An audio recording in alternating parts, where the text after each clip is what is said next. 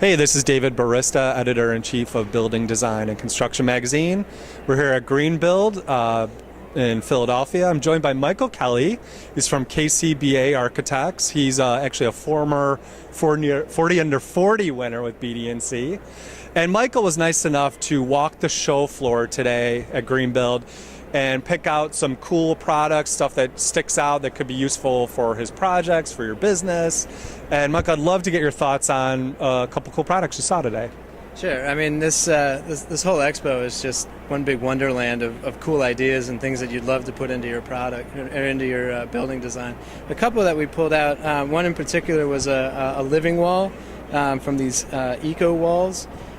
We've been working with several schools that are very interested in having the building as a teaching tool and having some sort of agriculture right out in a lobby space or off a science lab. Areas are just great areas that they can integrate some of their curriculum and then teach it to all of the students as well. Whether you're walking from math to social studies, you pass these walls and you're starting to be involved in thinking about science and earth sciences and things like that. So when we can kind of spill out some of the education outside the classrooms into these spaces, it's a great way to preach about sustainability and help the teachers get the kids excited about what they're learning. And I know there's several ways you could do living walls, or vertical walls, I should say. Can you kind of talk about what you learned in that area today? Yeah, it was really interesting. Obviously when you're thinking about plants, you're thinking about dirt and, watering them all the time or something like that, a lot of high maintenance. What we found from some of these reps was there's really not a lot of high maintenance. And in fact, in some of them, there's no dirt. It's all this foam backup system, which allows the plants to actually integrate the root system into this foam, so it feels like, to them it feels like dirt. It's made up of the same kind of composition. It holds all the moisture so the plants can feed from that, but without all the dirty mess. Mm-hmm. And then the watering system is either hard pipe to it, or it can be, tanks can be filled up over time because there is evaporation like anything with the liquid and water. But it really seemed like it was very low maintenance, which is nice to hear, and certainly helps us when we're trying to sell it to facilities managers and building operators.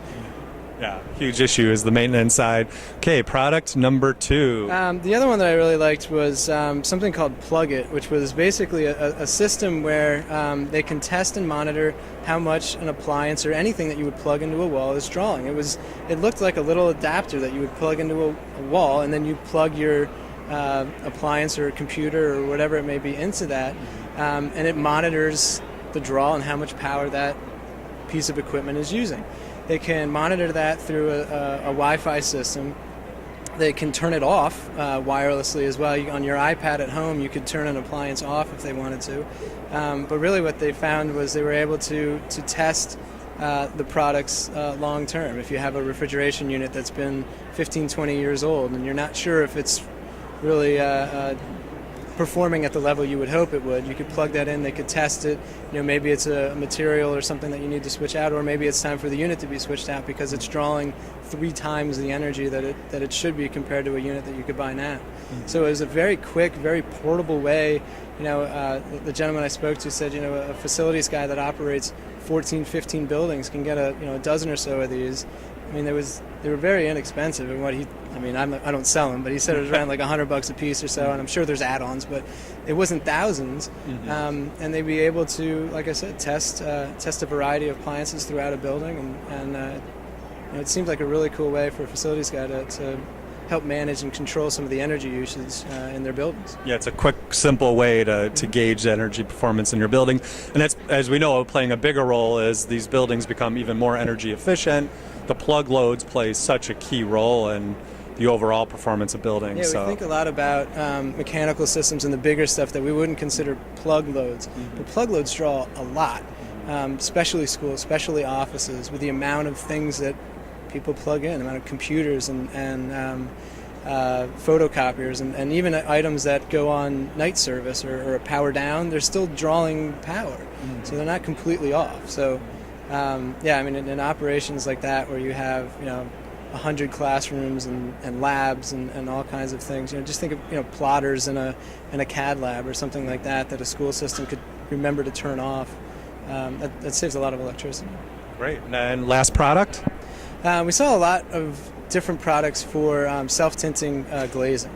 That's something that we've always struggled with how to control sunlight into a space, glare, be it a classroom or in the case of a project I'm working on now, a large gym facility that happens to have some south-facing glass. And the last thing you want to do if you're taking a free throw in an interior gym is have the sun in your eyes. So we can have a lot of transparency, and that costs some money, and then we spend a lot more money battling the controls of it, be it an interior shade or an outside sunshade. But this seems like an interesting science to self-tint. They actually have motors per X amount of square feet of glass that can tint either automatically, manually.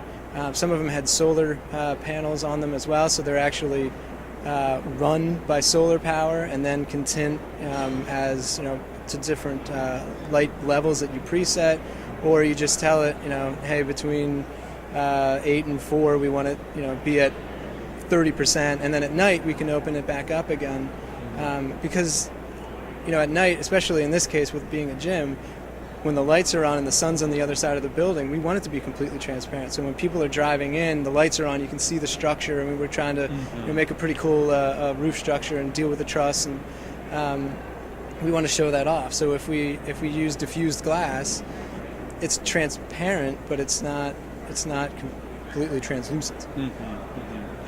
So Michael Kelly, those are 3 great product categories and good solutions for projects you're working on today. We really appreciate your time, and we'll see you at the next 40 Under 40 event. Absolutely. Thank you very much.